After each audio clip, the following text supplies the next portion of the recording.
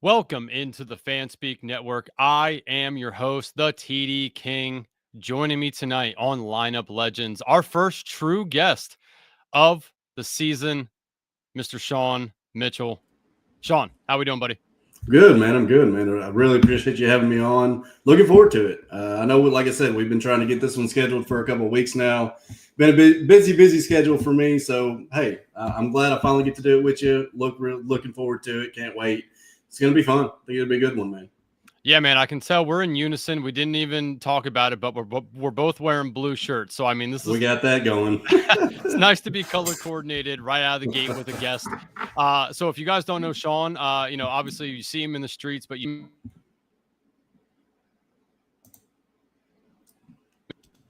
that was odd. The mic. Yeah. I think you just cut for a second. You're good. You're good. Yeah. So if you guys don't know Sean, you should definitely know him from Twitter. Sean, you are highly active on Twitter, constantly posting things you like, things you don't, players you're drafting, players you are staying away from. And of course, today I saw you weighed in on the new promo for Underdog as well. Hot topic there. A lot of people were not fans of it, and then some people came to support it. And I guess let's talk a little bit about Underdog. Are you strictly an Underdog guy, or are you also on DraftKings at all? So I wanted to totally go, and right now at this moment, I am totally Underdog this year. Last year, I delved into drafters. I did a few. I think I might have got in like 30 or 40 of their $15 big flagship, the 500K cumulative. And then I did, I will be flat out honest. DraftKings to me is just a brutal user interface. I really cannot stand drafting on there. Although I do got to give them props. I've done, you get crowns, and with those crowns you can, buy entries into things and such. So I think I've maybe done like 4 best ball entries on DraftKings. I don't really promote it. It was really just to kind of check it out this year because I know they did do the upgrade where now they have the draft board. They do have a couple of different things. One thing that I really can't stand is when you're multi-tabling on there, which I did hear this is changed. But like on Underdog, if you're on your main like the draft queue and not the board, you can like up in the tab in the top corner of your screen, you can always see like what pick you are. So if you've got multiple tabs going, you can always see where you're at on your picks. DraftKings with that, I never knew what pick I was. If I was doing 4 or 5, entries at a time, never knew where I was at in those drafts. I had to continually click back and forth, back and forth, back and forth. I do think that they have gotten a little bit better on that. And I will say, with the things that I've seen with Underdog this year, some things that just really it's not been a good look. I mean, and I'm not one to, I'm not affiliated with any site. I don't have any, I'm not a partner. I don't have any partnerships with any of these sites. So I can freely say kind of what I want to say on that. And I do think that I don't think they really learned a lot from last year on some of these contests that they've rolled out early this year. That's kind of putting us constrained, I would say, as far as the competition bringing in these same contests on their platforms. I think the competition has grown so much in this space with it growing rapidly as it has. And I think that that's kind of showing a little bit where we're not getting contests near as fast. When we do get these small time boxes, they're gone really quick. And then we're sitting with just the main ones that are still in there. And yeah, I feel like, the market is kind of showing what they want at the moment. So that's kind of my thoughts. The promo earlier, it's good if you want to play those contests. I totally understand it, but I have not entered any of those contests. So for me, it was kind of like, well, this is another one that I've just, they did this. What did they do it for? I think it was the marathon or the sprint maybe, but they did this same thing like maybe 2 or 3 weeks ago where they had another promo, but it's just for those contests. It's like they don't really ever do anything else. So it's like, okay. Yeah. I mean, it's definitely a hot topic, and I agree with you. I mean, I'm all Underdog all day. I mean, I have DraftKings, and I've tried that before, but the interface for drafting is absolutely atrocious there. I'm in Pennsylvania, so drafters is not an option for me. So I'm kind of stuck there. I mean, and I love Underdog. Like I've had success on Underdog. Love it a lot. Love the people. But yeah, I mean, I think they are missing the mark a little bit on the contest rollout anyway. Like if you look at last year, there was like 7 schnauzers. We're on 2, and we got a month and a half to go. Like, they're never going to roll that many out. I mean, we haven't seen any Badge Bros Brawl yet, which that was an electric contest last year. Like, so I think they're kind of missing the mark on those. And I see their point. They want to push some of these other contests because maybe they're afraid they're not going to completely fill up and they're going to get hosed on it a little bit, which I don't think happens. I mean, all of us degenerates are at the end of the season looking for the best value, and we're going to go in on them. So I understand that. But yeah, I mean, last year they rolled out, I believe, 2 fill-up Fridays where they rolled out a deposit where, you put in 200, you got 50 or whatever the case may be. Right. That's what I think they should do for people. That way people aren't pressed to do certain drafts and they can kind of use their money how they want to. But yeah, we need some more baller on budget drafts out there instead of, pushing some more super flex and whatnot. So I agree with you. And a lot of people on Twitter clearly agree with you as well. The one thing I will say about Underdog is that when they see people, quote unquote, shitting on some of their stuff, they tend to listen a little bit and they'll bring some stuff back or move some things around. So I'm curious to see after the feedback they got today what happens. But I saw that you're always a vocal guy about it. That's one thing I do like about your Twitter is that you're always pressing some buttons on something. So I do appreciate that. Yeah, I mean, as a consumer, that's kind of our right. We're the ones that are giving the money. We're the money source here. We're the ones that are consuming the product. So yeah, I feel like we do. And I will say 100% Underdog is the most responsive site out of all these platforms that actually offer multiple, contests, multiple offerings of that sort. So I do got to give them major props because they do listen. It's like the 20-second, 30-second clock thing that happened a couple weeks ago. They got just absolutely demolished after randomly taking away the 20-second clock. And then guess what? Within 30 minutes, it was back up. It's stuff like that they kind of test to see what the user base is thinking and kind of get that feedback. And then it's like, oh, if it's really strong, they get some big players in the space that comment, then yeah, all of a sudden they're changing tune and going back to, what it was, which again, I think they should be doing that. But like you said, and I'm going to be very vocal. I mean, I do have a little bit of a following. Some people do listen to me every once in a while. So yeah, I mean, I'm going to be vocal and I'm going to throw out what I think, and I'm always going to throw out my opinion. So. Yeah, no, and I like that about you. I mean, a lot of people, just kind of hide and don't want to say anything. And, I completely understand that. But it's nice when people are at least vocal because that's how things change. If you're not vocal about it, you can't bitch about it when it doesn't change, right? Like that's kind of the way I look at it. So let's check in with the chat here real quick. Obviously, boss A or B, however you want to consider Meg and Steve, checking in. Let's go. Mike Raub said the boss making command. Steven WC23, legend himself, a GM. Meg says, hey guys, great to see Sean. Make sure you draft Scatabo. Gotta have it. I'm sure that'll happen tonight. So if nobody has seen, also our chat lord, Mike Raub, who's in here all the time. He was lucky enough to win a stream today with Pete Overzet. So he was on Pete's channel, live streaming with him. It was absolutely electric to see this man, not only behind his keys, but in front of a camera, drafting with streamer legend Pete Overzet. And I caught a little bit of that. Yeah, that was cool, man. That was awesome. It was awesome. I absolutely loved it. I think a lot of people, like the team, like the way that Mike was kind of going off the wall a little bit on Pete. And Pete was like, you're keeping me on my toes, Mike, like that. It was awesome to see. So shout out, Mike. Everyone obviously loved that. Hartman checking in. Bindle's checking in. What's going on, everybody? Appreciate you guys. Tim D, I got to watch. That's very cool. Yeah, it was awesome. Go back and watch it. It was it was a lot of fun. All right, so for tonight, we are going to draft a BBM, and I think we have a 25 like goal that we will draft a second one, maybe an eliminator. So, but up first, BBM. All right, so dealer's choice here. Since you're the guest, we can either draft together or we can draft separate. Completely up to you. I mean, I would love to just draft alone or together. Let's do one together. All right. That's usually how I do it. Whenever I do my streams and. Hey, I feel like that's the best way. You put two heads together, get the TD King here. Let's put us together. Let's do the Mitch and the TD King collaboration here. I like it. That sounds good to me. All right. So then for anyone who wants to jump in with us, we obviously will do the 20 seconds per on the clock. Give everyone a couple seconds here to make sure that they can get in with us. Hopefully we get a soft room of, maybe 6 filled. Give us the 6 spots to fill ourselves. Meg said we need Mike Raub on Fanspeak Network now. Yeah.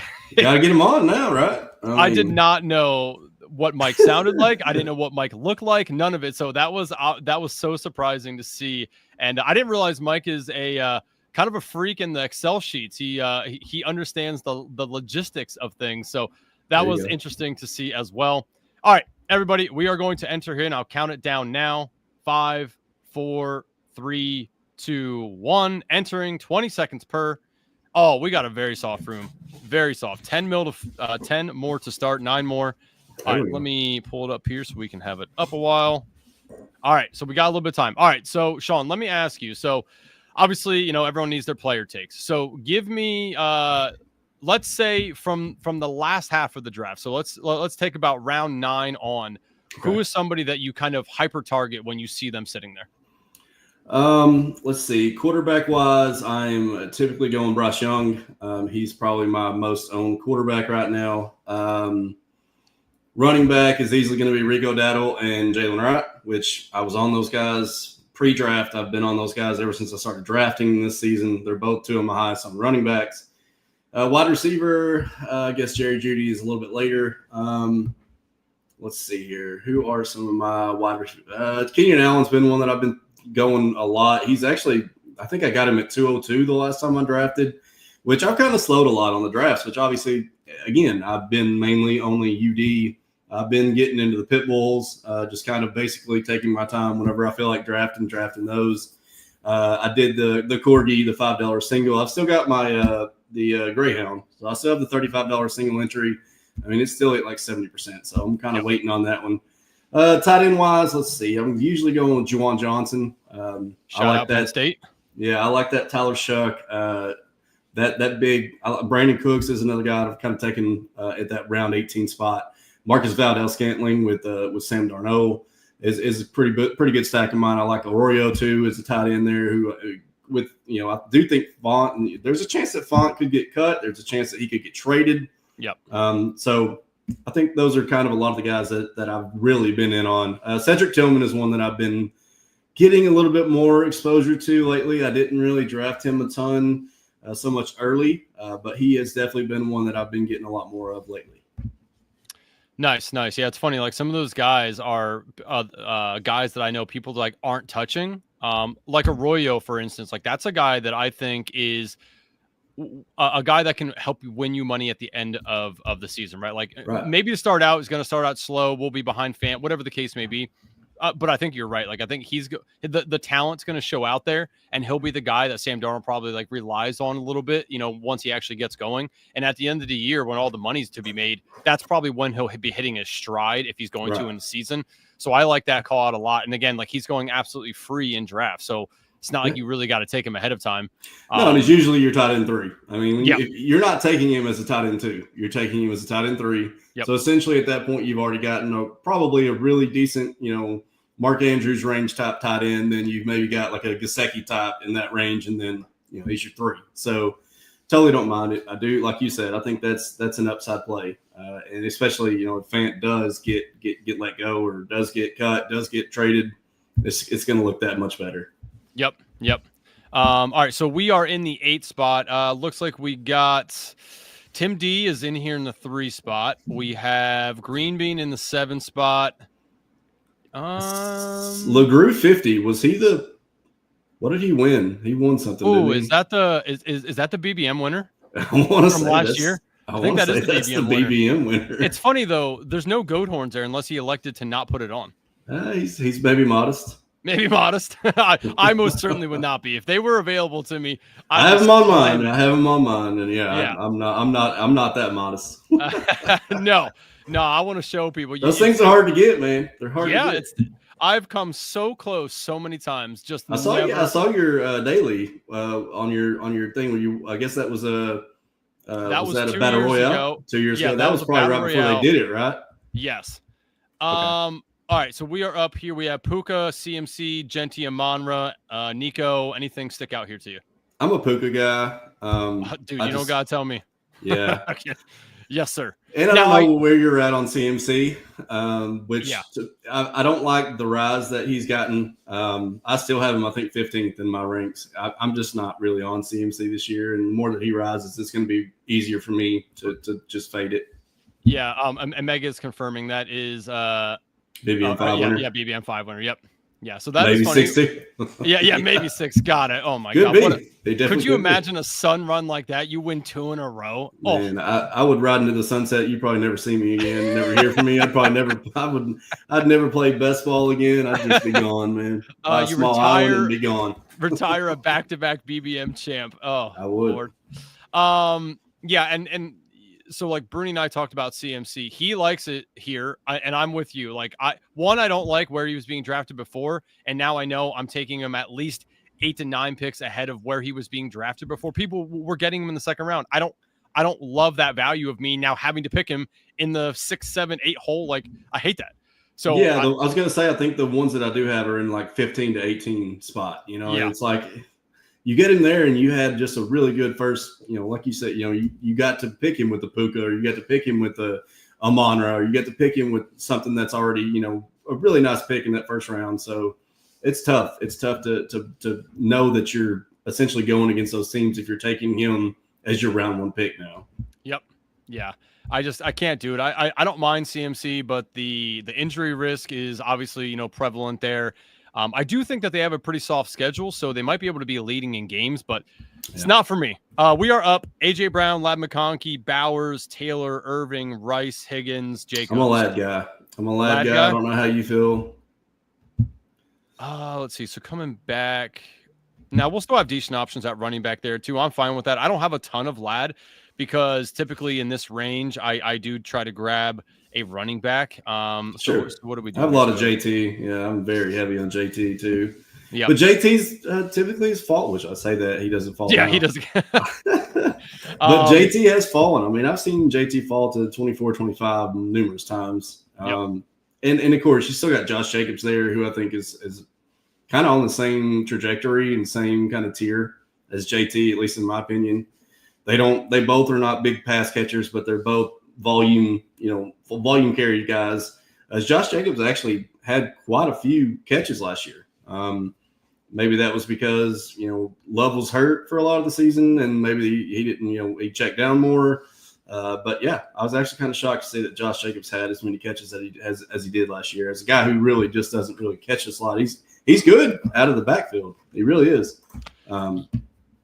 Yeah, and I look at JT the same way. I think he's probably he might even be a little bit better than Josh Jacobs catching the ball out of the backfield, but they just don't give him as many opportunities as they should. Like here's a team that is in question. They got questionable wide receivers all over the place. Now I like Downs a whole lot, but still he's Josh Downs. He's not AJ Brown or he's not Lab McConkey, right? Like, right. So there's question marks there. They got Tyler Warren that they just brought in, and I've watched Tyler Warren an absolute boatload because I'm a Penn State fan. So I love him. But there's still question marks there. Rookie tight end. We know how that song and dance goes. So you have a guy that you're probably not going to have for a long, long time. JT's probably going to want to hit the open market, especially on a team that isn't probably going to win a ton. So I think that they should load him up with targets. We are back on the clock. JSN, Allen, Kyron, Brees, Mike Evans, Lamar. I'm good with either one of those running backs. We do have Puka. We could go Kyron and then just completely do the Ram stack. Yeah, you know what? Let's ram it up. I like the Rams. I like their over on their win total. I think their defense is middling at best. Yes. So I feel like that leads to potential shootouts for them. And we know what Sean McVay is going to do. One, he hyper targets his guys. It's going to be a ton of our targets to Puka, ton of targets to Devontae Adams, and then when they get around the goal line, stuff Kyron right down the middle. That's exactly what they want to do. So I like taking any piece of this. Here's the question I was going to ask you too: is when we took Puka, do you feel like the ceiling is as high for Puka now that they have Devontae Adams? Like, do you still feel that way? I don't think anybody can 100% say that. No, I don't think that you can say that. However, I do think that the only really major thing that may be a takeaway is the touchdowns, which really, if we look, Puka didn't really score a ton of touchdowns last year. He was basically the guy that was the 20-20 guy. He's your first down guy. He's the guy that you go to when you need the yards. Kyron is your 2 yard, 3 yard, 4 yard, bust a 6 yard. Then it's first and whatever. Before you know it, it's 3rd and 6, and then they need Puka. I think Devontae is going to be used a lot in the goal line. I do think he'll be a big red zone threat. And obviously, I think that Puka's still going to be like that chain mover, which I don't think I'm going to say he's not going to get any touchdowns. I'm not saying that by any means. I'm just saying that I do think if the major point and the major, I guess, ceiling hit that he could take is in the touchdown area. Yeah, I worry just a little bit because I think Sean McVay has this like secret closeted love for Devontae Adams. If you saw that, he does. He does. Yeah, he right. Does. Like, and we know when Sean McVay gets fixated on something, he just hyper targets that. So I worry slightly for Puka's upside, but I mean, Puka's absolutely incredible. Sure-handed guy, which obviously coaches love. We are back up. So far, Kyron, Puka, Ladd. There's DJ Moore, Worthy, DK Metcalf, Jameson Williams, Kittle. I'm fine with J-Mo, or I'm good with DJ Moore. Either one's fine. I don't have a lot of DJ Moore. I'd like to just get a slightly bit more there, and that puts us on all different buys as well, which I really like starting out with especially your top three guys, all different buys. Yeah, absolutely. Don't mind that at all, especially with the double ram being the 8. I totally get that.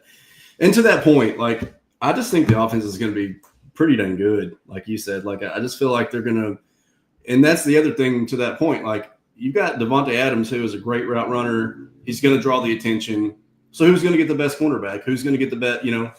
Maybe Puka's the guy that's going to have that really soft coverage for multiple games. Where that's the good thing about having Stafford at quarterback, the veteran elite guy there who knows how to get the ball to his guys, and he's going to hit the open guy. Yep. So if they're shadowing to Devontae, wheels up for Puka, man. I mean, he doesn't. Puka already has dominated some of the better corners in the league, so I'm totally fine with it. I don't think that you're going to get just a major hit where I still think he can pay off a seventh pick ADP. I don't think that's going to be a question at all. Yeah. I think his baseline for the entire year, if he stays healthy, is very a high floor guy. I think because obviously how concentrated this offense is. Same thing like with the Bengals, like with T Higgins and Jamar Chase's. Right. They're hyper targeted. They want to go to those two guys and those two guys alone for 80% of the targets. Right. Like, so that's how I feel like the Rams are also going to be this year's hyper targeted on those two guys. So I like taking both of them. I want to have more than 15% of both of them at the end of the year, considering both contests. And I'll probably be overweight on one of them. I haven't come to terms as to, do I want to wait and just take Adams, or do I just want to I've done that. Yeah. I agree. I've done that a lot too. Just, you're going to get Devontae at 33, 34. So if you miss out, might as well just wait and take him. But I've also taken both of them a couple times, not much, but I have done it, done that double stack, get that with Stafford. I feel like that could be a deadly, like a Burrow, like you said, Higgins and Chase. Yep. So we're back up here. Travis Hunter, Zay Flowers, Ken Walker, Mixon, Adunze, Harvey. I'm good with Mixon. I don't know how you feel. I'm fine with that. The only thing that scares me with Mixon is their offensive line. They have like semi blew it up a little bit. I mean, they get rid of their best guy, Laramie Tunsil's out of there and now in Washington. Yeah. So that slightly concerns me. But I mean, Mixon has shown to be very, very efficient in this offense. And I hate that if he stays healthy, line. But if he does stay healthy, he doesn't get injured last year, he could have easily finished as a top 10, and maybe better. Like he was on a trajectory to be really good in fantasy last year, and then he got injured. Yep. I know that they brought on Nick Chubb, but again, I think that's just the insurance depth add. But yeah, Mixon's still the guy. I feel like he's still going to get a massive workload. He's actually pretty decent out of the backfield, can catch balls, so I'm not really worried about that either. Yeah, and that's kind of one of the things I keep coming back to. I said I'm concerned about the offensive line, but with the offensive line breaking down, that's going to give CJ Stroud not a ton of time. That's an easy dump down pass to Mixon in that point. And I think, you brought up Chubb. If Mixon goes down, I don't think it's just Chubb's backfield. I think Woody Marks takes the stuff between the 20 and they put Chubb in at the goal line. So I agree with you. Like Chubb doesn't scare me really.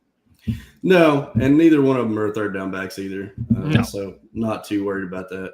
So coming up here, next up, we still have Adunze, Addison, Godwin. So Addison goes Jerry Jeudy, Debo, Montgomery. I'm good with Rome. I'm good with Godwin or Jeudy. I'm good with any of those three wide receivers, whichever your favorite is. I like Jeudy. I'm a big Jeudy guy. Yeah, I like Jeudy too, just because of how many targets this man should get. He should. I wanted to ask you, because this is something I it's not that I struggle with it, but it's this point in the draft where I'm like, all right, like I could do it and not feel so shitty about it. I don't like taking like AJ Brown and Devontae Smith as my top 2 guys. I don't like taking I wouldn't want Puka and Adams as my top 2 guys. But in this instance, would you have taken Rome knowing that DJ Moore is your 3rd? So you would have 3 and 4, and you probably get a good score out of one of them each week.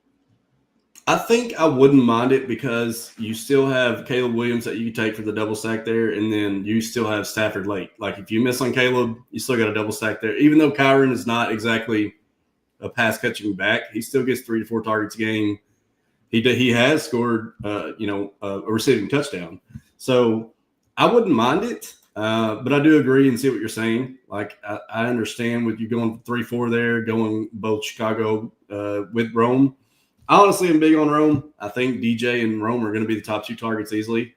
I know Loveland's getting a lot of burden. Obviously, he's got the soft tissue. We don't really know how he's going to go into the season. Could he come on late? Absolutely. But I do think that he's mainly a slot. So. Yeah, like, and I don't mind doing it. Like, actually, I really like doing it at the end of drafts. Like, I know you're obviously big on the Panthers. Like, if you want to take dusty ass Adam Thielen, but then also take like Leggett, like I like doing that at the back of drafts because a lot of those guys, it's really boom or bust. You know, you're taking shots. Why not take a shot on 2 from the same team and hope one of them pay off for you? Because you could easily take 2 guys back there and neither one pay off. If you take 2 from the same team, I feel like that gives you more of a kind of a leg up to have one of them hit for you.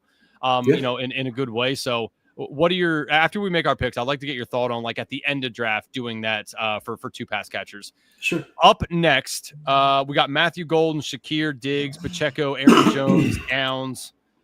I've been taking Pacheco a lot more. I don't know how you feel about Pacheco.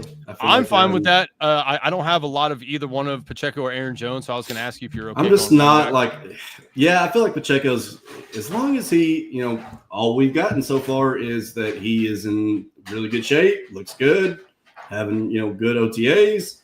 Andy Reid is kind of gushing over him again. I mean, I know that they did, but, if you think about it, Rashard Smith, seventh round running back. They got Elijah Mitchell, Kareem Hunt, who signed for, peanuts. Pacheco should be the guy. Like, he should be it should be his job. I feel like we're kind of getting – I feel like he is one running back that could easily move up a round or 2 in camp.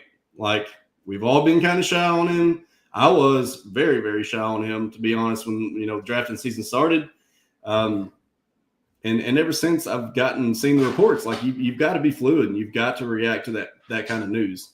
We want the Chiefs running back. We do. So getting him at 80, I think is a really good, I mean, he's only going, I think at his worst, what was he getting up to, like 92, 95. So, I mean, I still think he's got a really valuable price tag. And again, I think if we do get good reports from him out of camp, and he looks good and healthy to start the season, I think he could easily move up to the 70s. Could easily be, early 70s, late 60s. Like I'm trying to think of the range that he would be going in. I guess you would be talking near Mixon. I do think he could be in the Mixon range. Yeah, and obviously, we all know if you just think back to keep it simple, stupid for fantasy rules, take running backs on good teams, right? Like teams that are going to score and get you down to the goal line. Take those guys. I love his week 16 matchup at Tennessee. That's a soft ass defense. Yep. The 17-1 scares me a little bit. Now it's at home for them, which is nice. I do like that it's a home game, but Denver's defense is no slouch, so that's tough. Now we do have to check. I mean, we have Mahomes here, Hawkinson, B-Rob, Pittman, Kupp, Baker, Kyler. I guess we could just tack on Mahomes. I mean, I know he's there. He's not going to last again. Yeah, so I don't hate taking both those guys. Now, I know we have no pass catchers, but we can easily get Hollywood Brown if we want him, and obviously Kelsey if he sticks around. Could stick around there. Yep. Would be a nice tight end one to start with. But yeah, that's the whole point. Like you want running backs on good teams. Yep. Especially now that seemingly all their pass catchers are coming back into the season healthy. Yeah. You want a nice balanced offense, and obviously Pacheco, when he is in full health, when he looks good, he looks good. So you got to kind of go with what's going at the moment. You got to kind of play it as it stands. I hate to say that, and I'm one of the biggest like faders on CMC, but like Pacheco hasn't had a long laundry list this tall of the same injuries over and over and over again, and essentially has only played 2 full seasons at it. It's tough. So you got to give him credit where credit's due. Pacheco's getting good reports. If he's getting good reports, it means he's healthy. Yeah, he must have been really injured at the end of last year because they just did not use him in the playoffs. It was a weird scenario. Every week we go in all right, this is the time Pacheco gets a touchdown. Let's bet that. And they just didn't. They just gave it to Kareem Hunt. So he had to be really injured for them to now be coming out and hey, he's healthy. He's good. He's the guy. It's you had him last year and you just didn't really utilize him like that at the end of the year. So Andy Reid, can we believe you? Travis Kelce's there. Do we stack it up? Yeah, might as well. I mean, he's not going to last any longer. No, we already got him at a little bit of a value there as well. So that's I don't mind it. He stacks up, gives us a really decent, decent target for Mahomes there. You get the double stack with the running back, so don't mind it. Don't mind it a single bit. We are sitting 1-3-4-1 right now. So coming up here in 8 picks, that's going to randomly take us about down here into the Najee Harris, maybe Bateman, Charbonnet, Burden, and then obviously the onslaught of quarterback is about to happen as well. What do we got here? So we could take Stafford. There's Herbert. Caleb is down here as well if he falls. I mean, we really have the pick of whatever we want to do at quarterback, depending. And none of them matter for bye weeks either with Mahomes. So we are lining this all up perfectly for buys, by the way. Yeah. Honestly, for this pick, because what's our next pick after this one? What's 113 and then what's our next pick? So 113 and then 128. So that's going to take us roughly probably in this range here. The Njoku, Kyle Williams, Dobbins, Tootin. Yeah. I was Tajay. looking to push.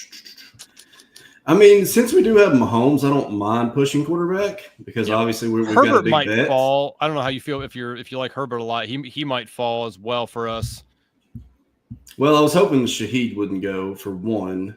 I was looking at a wide receiver there. I don't really think we need a running back at the moment. If the next best wide receiver is Christian Kirk. Yeah, I know, and that was the problem is I didn't want to hit the avalanche either. I mean, we could take Caleb if we want to do that. We can take Tyrone or Charbonnet. I would say let's just take Caleb. I'm big on Caleb. I don't know, and I see you got at least you're about filled on him right now. What it looks like 7%, 8%.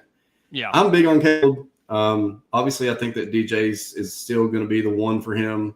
So yeah, I don't mind getting him a little bit after value there, and you shore up your quarterback room because.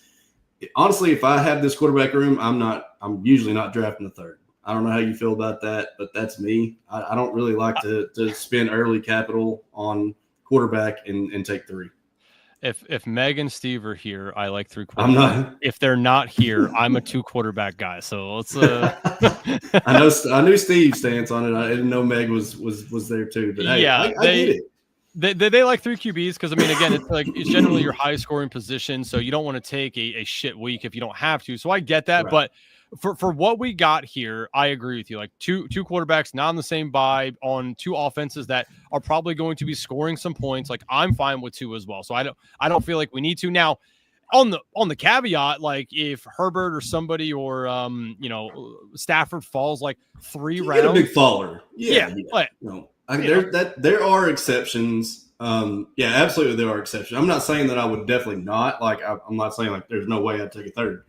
Yeah, if one falls two rounds behind and he actually makes sense, he correlates. If you got a week 17 even, I totally am fine with that. So. Yeah, it's funny though. The BBM team that I did have go to the finals in BBM 4 was a 3 quarterback team, which Meg will always remind me of. She's like, that was a 3. I'm like, yeah, no, I know, I know. I get it. But yeah, I like 2 as well, just because, I mean, hey, if these 2 guys don't get us there, I mean, is somebody that we're going to take late really going to do it? And that's the way you're making that bet, right? You're making that bet. You take those draft quarterbacks right with confidence. You think that, I think Mims here, obviously he's a week 17 correlation for our KC stat. Yeah. The only other thing would be if we want to take Loveland to stack up with both of those. We need a wide receiver. We do have a tight end. This is true. And I do think this is a big tight end range right here. And there's that does tight ends. Yeah, that's week 17 correlation. We need that right there. So, and I like Mims because I do think for one we only had four wide receivers. We really needed a wide receiver there for one. And for 2, I like Mims because of his big playability.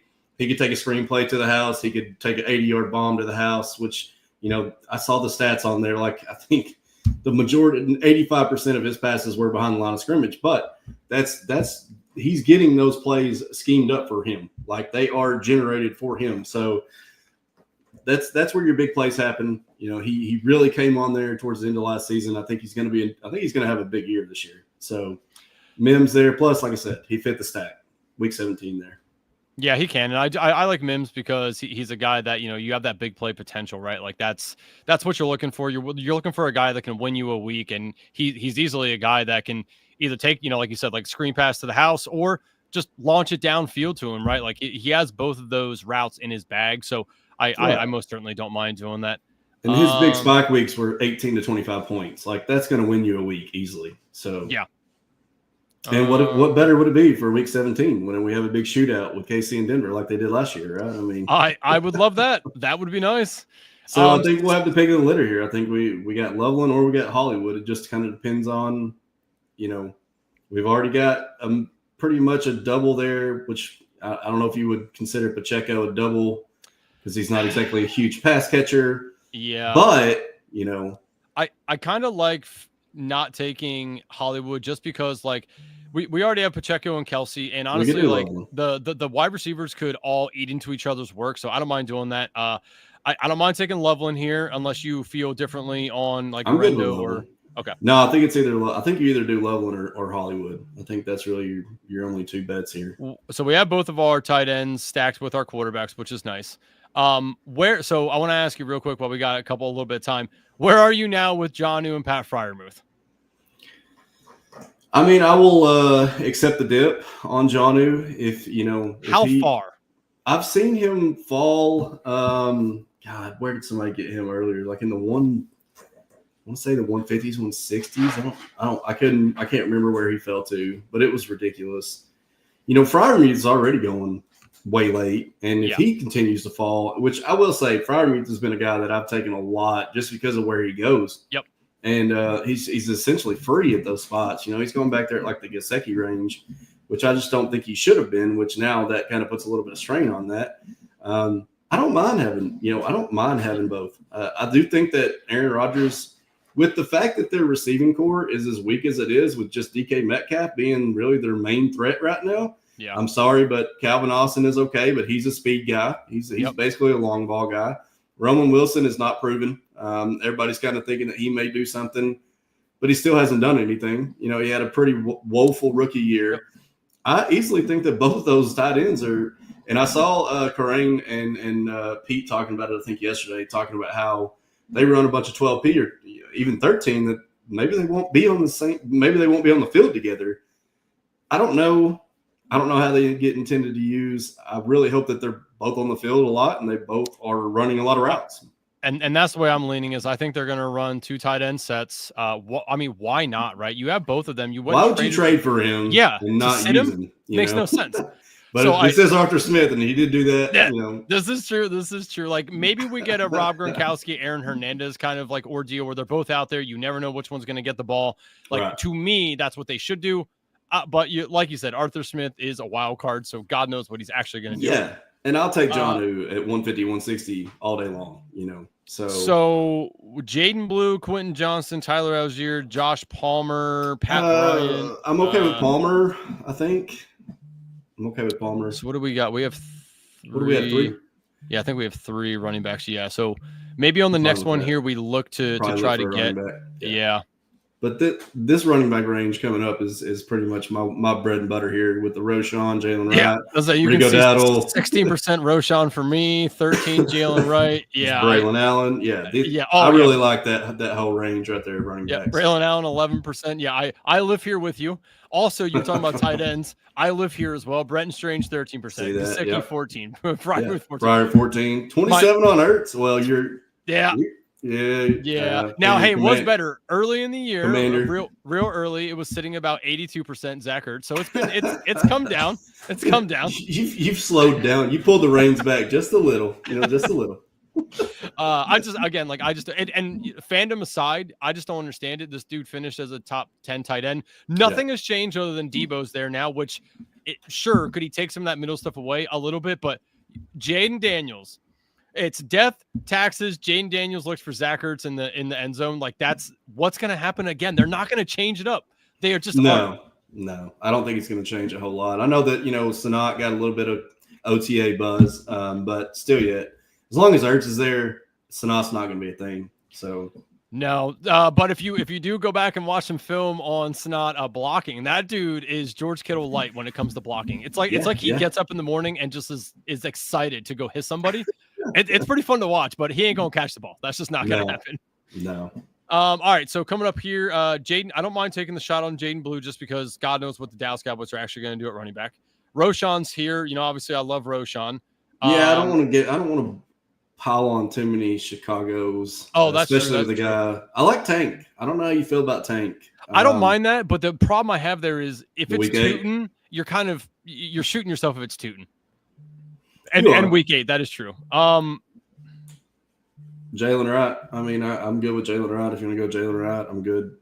I'm big on Miami running backs, obviously. So, and plus his bye week kind of keeps us in line there if we're going to go kind of more of a 5 or 6 running back build. So yeah. Now the only thing I worry about Jalen Wright is if HN gets hurt, I don't know that they, one, hyper target anybody, or two, throw the ball to any of the running backs like they do with HN.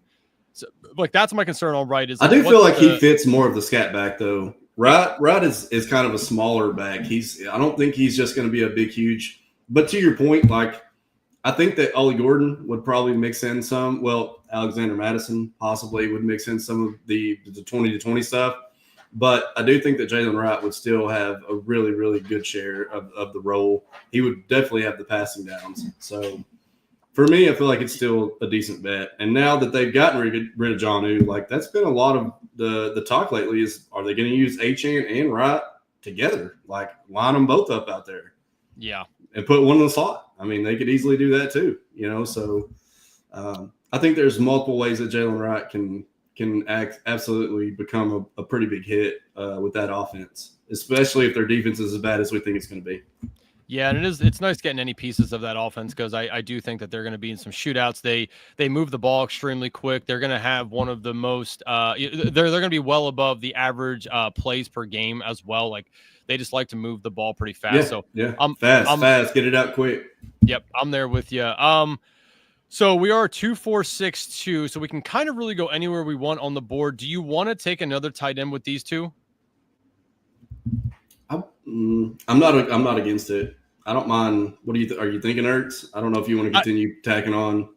Well, I mean, I don't mind. Well, the reason I was asking is if not, then I don't mind like grabbing Braylon Allen here to kind of put that. I would probably go Braylon because if we do want to go 3 tight end, there's so many late options that are good. Yep. So many. I feel like kind of solidifying out our running back room is more of a priority at the moment because we've got 2 good tight ends. Yep. Okay, so that's good for us there.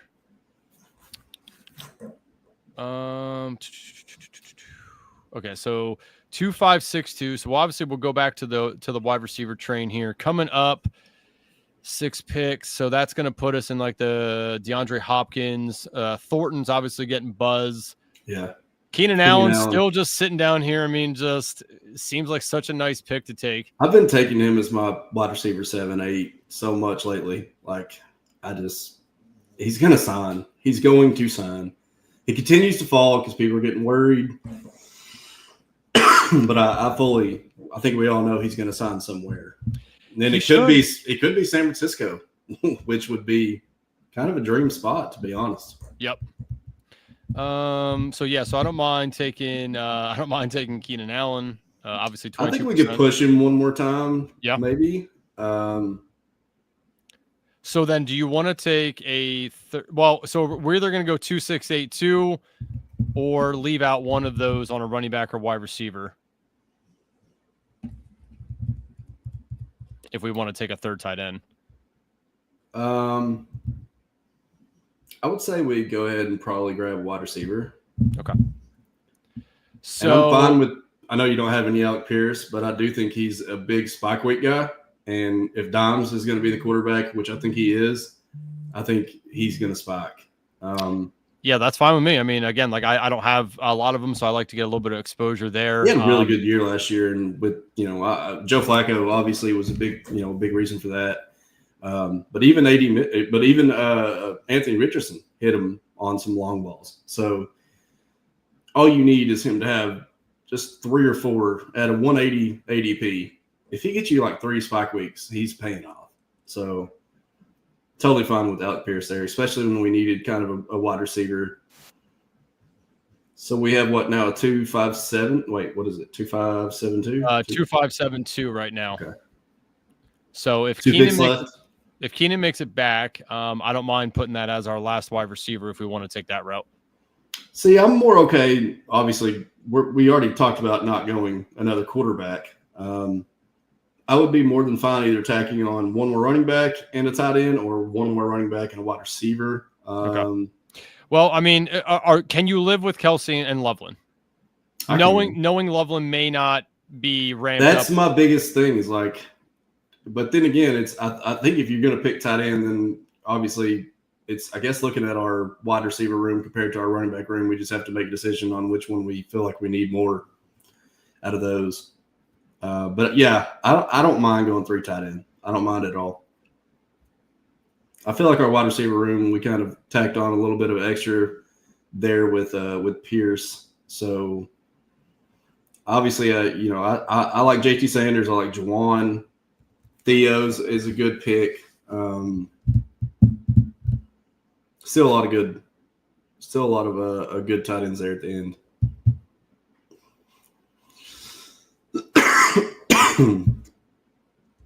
I don't see you. You're more on Juwan.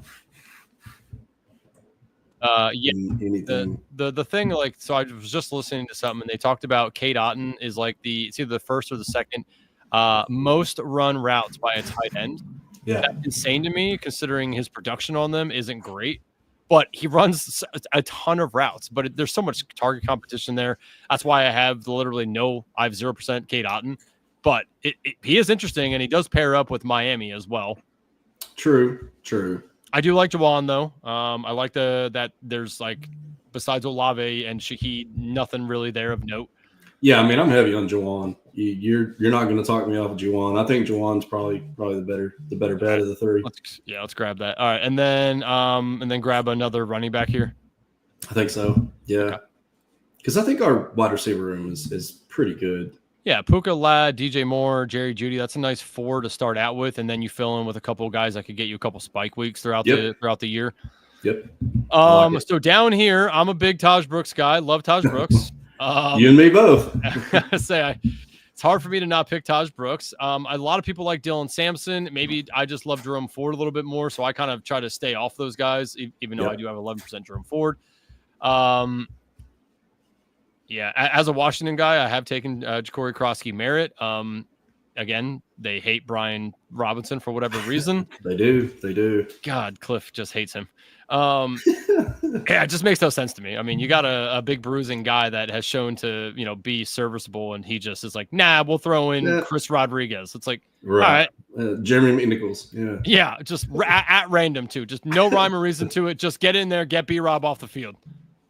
I am good with Taj. I'm also good with Sean Tucker. In that same retrospect, you get, the Tampa Bay, Miami, if you want to do that. I think Sean Tucker is the heir to the Bucky throne if he goes down. I think he's going to get all the early down work. I don't think they're going to give it to Rashad White. Rashad White is essentially going to be a third down spell back. But I'm totally fine with Taj Brooks. So yeah, like the thing is, I like Rashad White just because I've seen he was their one at some point, so they already know that he can do it. Yeah. Now, granted, he got beat out by Bucky. I get that, but he just I don't know. He's already done it. And Sean Tucker has been good in spurts. Averaged 6.2 yards carry last year. Yeah, it's not bad, that's for sure. But I also like Brooks more than any of those guys because I was going to say he's on. I would it's definitely Taj for me too. Yeah. So we finished out 2-6-7-3. Got some nice stacks in here. I mean, we stacked like all over the board, which was nice, in multiple positions. Definitely have some bringbacks here, which is nice. Our bye week disbursement is excellent as well, which I always love looking at. It's funny on these streams that I've done with other people. This always happens. We always just get a great disbursement. When I'm drafting by myself, I'm like, son of a bitch. I've drafted got 3-4 teams already. I'm like, God, this is like, what am I doing? And maybe it's just the guys I like tend to lean towards, but it's like by week 8, I have a bunch, and I'm like, fuck, what am I gonna do? Like, 8's tough, 14's tough. Like there are some that it's you get those 4 or 5 teams that you just really hammering out. And then before you know it, you're like, oh shit, I've got four of my 8 picks already are 14. You're like, okay, gotta stay away from 14 for a second. Have you thought about tight end Orlando Gadsden by any chance? He's gotten a lot of buzz. I know Harbaugh is talking about him a lot. They did sign Tyler Conklin. They still got Will Dissly. So really, I took a ton of Tyler Conklin at round 20 in the big board. Ton when they signed him. I was already taking him beforehand because I kind of knew he was going to sign somewhere. So no, I'm not on the Gadsden train. That could change, obviously, if we get to camp and for whatever reason he's looking like he could be the guy.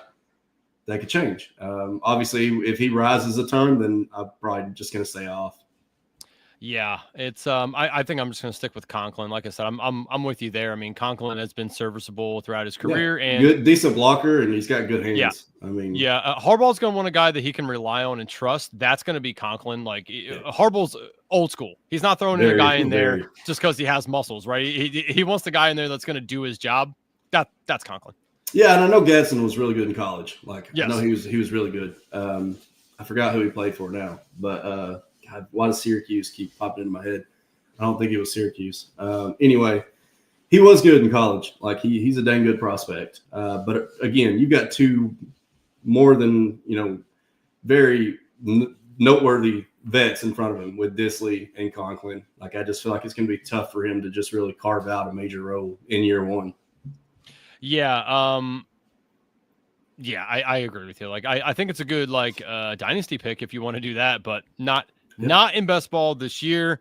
Okay. So just to recap our team, 2673, Patrick Mahomes, Caleb Williams, Kyron Williams, Joe Mixon, Isaiah Pacheco, Jalen Wright, Braylon Allen, Taj Brooks, Puka Nacua, Ladd McConkey, DJ Moore, Jerry Jeudy, Marvin Mims, Josh Palmer, Alec Pierce, Travis Kelce, Colston Loveland, Juwan Johnson.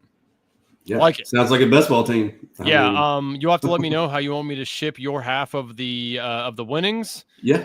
I mean, you want me to deliver it in a silver suitcase to you, kind of lay on the table? Yeah, let's just meet up in Vegas. We'll just, we'll get the suitcases out on the bed. We'll just throw the money everywhere, and then we'll go do some gambling. Oh, that would be the dream. Oh my God, so awesome. So I'm going to leave it up to you because chat has so far let us down. We are 5 away from the 25 likes. So completely up to you, not trying to hold you up, but if you want to do an Eliminator draft, we can try it. If not, we can punish the chat because they haven't gotten us there. Can't believe the chat hasn't done that. But hey, man, I'm here. If you want to do it, let's do it. All right, chat. Sean's a nice guy. Even though you guys dropped the ball. Okay, you got some slack. 20. Hit that like. Hit the sub. Get in there. Come on. All right, we will. You want to see another draft? Yeah, come on. I mean, we'll do the Eliminator here. All right, so we are going to do the Eliminator, $10 entry, 20 seconds per pick. Chat. I have been doing a lot of the Eliminator. I mean, I'm at 10 right now, but I got like 3 or 4 in the slows as well. So chat, we are entering right now. Oh, you know what? Let's try 15 elims. Yeah, right now. There we go. Oh, Jesus. How many? Waiting on 10. Waiting on 10. This one could take a hot second. So you want to see what the 30 second looks like? See how many it's waiting on? Yeah, here, let's just see if it's maybe feeling a little faster and maybe closer. All right, so chat, we're going into the 30 now. See what's all right, 4 more people. That's respectable. All right, if you guys want to get in with us. Is that where? Okay. Gadsden did go Syracuse. Oh, okay. yep. I was gonna say I thought that was, man. If you guys want to join us, again, the Eliminator, 30 seconds per, not the 20 that it is defaulted to. So head over to 30. We are waiting for 4 more people, 3 more people. I'm going to shoot off a tweet real quick also. Yeah, 30 seconds, 3 people to go. Chat, and if you haven't already, go follow Sean on Twitter as well. You should be if you already aren't. I mean, what are you waiting for? What is it? It's at S Mitchell 17. That's it. And if you like opinionated takes, then hope you hope you don't mind.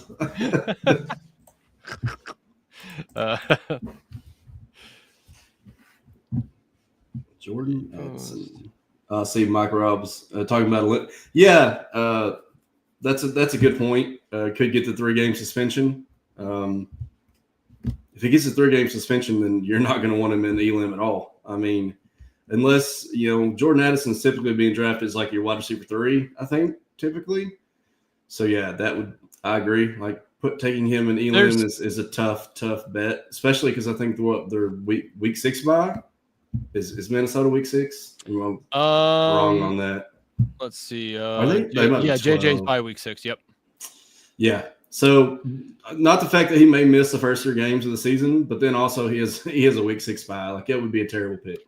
Yeah, definitely adjust the strategies here in the elims. And again, for you guys who've already ordered the Fanspeak Best Ball subscription, Steve did a nice write-up on the Eliminator talking about what you want to kind of target, what you want to stay away from, how to navigate the bye weeks as well, as you guys are talking about here. Obviously you don't want to overdo it on bye weeks, 5, 6, 7, something like that. 7, I guess you really can't because that's Baltimore and Bills, but 5 and 6, you just don't want to do that because all the money is made if you can get to week 4, what is it, 11 or 12 is where you hit like 2 G's. Yeah. I think it's week 11. You start getting over the thousands. Yeah. So, you kind of want to try to get to that's the benchmark for me. If I can take one team in here at $10 and it wins me $2,000, like that's a good benchmark for me. So I'd like to do that. Also, I'm looking at it when I look at all this is since you are advancing 6 of 12 right out of the gate week 1, I would love my advance rate to be about 65 to 70% right out of the gate past week 1. What do you think is reasonable? I think if you're building correctly, I think 6% is probably viable, especially considering it's a 50-50 to get out of round 1. As long as you're building better than the field, at least marginally, you should be. I would say you should be around a 60% advance in round 1. I would think so. I mean, I haven't really looked at the numbers. I haven't because again, this format. And by the way, Steve came on my channel, XTendTheDrive, and we did an elim. So I got to pick Steve's brain on this a lot too before he wrote that article too. So, but yeah, like there's a totally different strategy, especially this year, going back to last year because it totally flipped. Like Steve was saying, like I don't even think they got to like 50% of the field even until like week 8 or 10 of last year's contest. So it's a lot different format. It's a lot more of a gamble this year, considering you go right into 1 out of 2, in week 2 on. So it is a little tougher.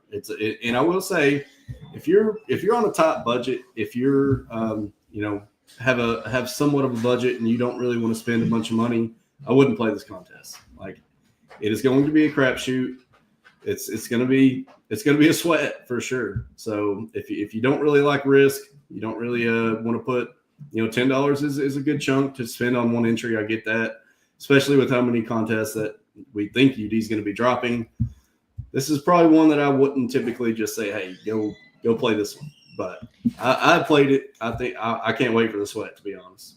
Yeah, I mean, it's awesome. I mean, after week 1, it is 1v1 the entire time until the finals. Then it's 1v1v1.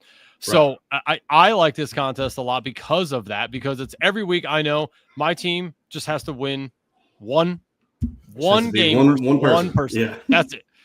Right. So it's nice, and in Steve's article, for anybody who hasn't been able to read that or hasn't, isn't subscribed, he's heavy on making sure you get, more or less like kind of one elite-ish quarterback and one semi-elite tight end that's going to get you a nice steady floor, and then building 3 quarterbacks and getting running backs early. You want the running backs that are going to have the work. That's where all the money is made and where the points are made up from is those running backs. So I feel like, Steve was right. Like when I read it, I wasn't like, that doesn't make sense. Like I read it and I'm like, that makes complete sense. Like, of course you want to go get as many points as you can. That's quarterbacks and that's running backs, right? So that's the way to build it. And of course, Meg joined us in here. I see that. Yeah. She already knows how to draft these things. Damn it, Meg. I see Jalapeno Jenkins is in here. He's a reg of the XTD stream. So I'm not. He's a good drafter. He's a pretty sharp dude. So I think he won 125K in BBM last year. Sheesh. So yeah, I think he was a top 20 finisher. Had a pretty nice one, man. That's nice to be able to already have that bankroll rolling into the next year. That's the dream. Yeah. Grab the bankroll. That's it. But yeah, to your point though, like Steve said, like I totally lean running back first. Yeah, definitely want my first pick to typically be a running back. Which since we are in the 2 spot, we either going to get Barkley or Bijan here. Yeah, who I'm fine with either. I'm fine with either, honestly. To me, I would probably go Saquon, but a lot of people are pulling Bijan up. Like I've seen Bijan go 2-3 easily. Yeah, and Bijan is a bye week 5, so I think that's a slight diss on him. Yeah, that's true. Little. That's true. Yeah. So all right, Saquon is there. I like Saquon. Yes, especially in Elam. And Mike was just asking, or do we wait like teams that are on bye week 12, 13 a little bit more? I would say no. Like I discredit the people who are early 5, 6, but I don't really weigh more for 12 and 13 because at that point, so many things have happened in the NFL. To me, it's like hard to just be like, oh, I'd like to go get those guys. I think it's a nice sprinkle or like a tiebreaker for you maybe, but I'm not going to weight them a little bit more because there's so many things that happen, so many injuries that happen, so many coaching changes by week 12 and 13 are now a thing in the NFL. So to me, I'm not weighting that more. Are you?